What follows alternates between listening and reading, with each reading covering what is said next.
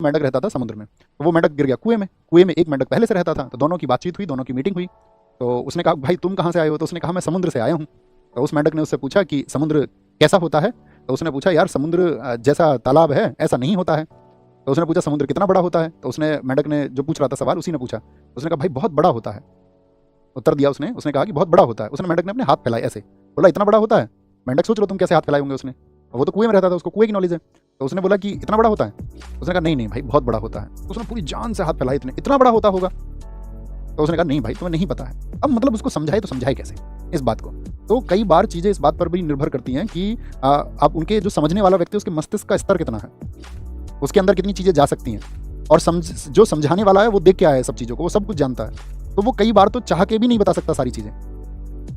तो इसीलिए आप किसी से जब डिस्कशन करो ना, तो आपको ये देखना है कि जिसको आप चीज़ें समझा रहे हो वो कहीं कुएं का मेंढक तो नहीं है, जिसकी सीमित मानसिकता होती है। तो उसके ज़्यादा चक्कर में मत पड़ना तुम, नहीं तो जो अपनी आइडियोलॉजी है उससे भी हाथ धो बैठोगे। मूर्ख से मूर्ख बोलते हैं ना उसको, कि विद्वान मूर्ख से बहस करे तो वो भी मूर्ख ही बन जाता है फिर, और ये सत्य बात है, क्योंकि उसका अपना जीवन रहा इतने वर्षों का, धीरे से नहीं बदलेगा, बहुत लंबे प्रोसेस से बदलेगा।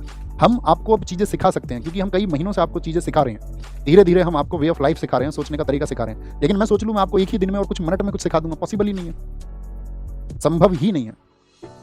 मैंने बताया ना तुम्हें वहाँ बी प्राक की बात, बी प्राक वहाँ गए आपका प्रेमानंद महाराज जी के पास में, और प्रेमानंद महाराज जी के पास में जाके, प्रेमानंद महाराज तो आप जानती हो वो तो आपका मना करते हैं कि भाई मांसाहार आपको नहीं करना है, और जो जंतु हैं उनकी भी सेवा करनी है, जीव जंतुओं की।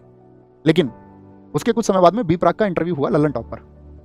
बी प्राक के इंटरव्यू में उनसे सवाल पूछा गया भाई साहब आपके पास जूते कितने हैं? बोले 500 जोड़ी हैं, लेदर के भी, सब तरह के, उन्होंने बताया अपना। तो नहीं बदला ना अपना जीवन, चमड़े का तो तब भी पहन रहे हैं ना। अब लोग आपको उसमें राय देंगे, बोले चमड़ा भी है, मृत जानवर का भी तो हो सकता है, तुम्हें क्या गारंटी है? तुम्हारे पास क्या प्रूफ है इस बात का कि सिर्फ मृत का ही है? वो जीवित का भी हो सकता है। मतलब ऐसी तो बात है ना, जीवित किसी को जबरन मारा गया वो एक स्वाभाविक मौत होती है, एक है कि जबरन मारा गया किसी जानवर को, उसकी चमड़ी उतारी गई, तब आप कैसे तय करोगे? तो माइंडसेट चेंज नहीं हुआ ना। और सोशल मीडिया पर दिखाने के लिए ये महाराज जी के पास चले गए, अब एक अच्छी छवि बन जाएगी, लोग बोलेंगे यार बड़े भक्ति करने वाले लोग हैं, ये तो मतलब अच्छे लोग हैं।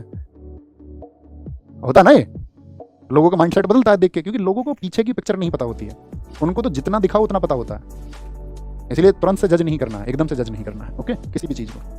कथक बताएं कहाँ का है? कथक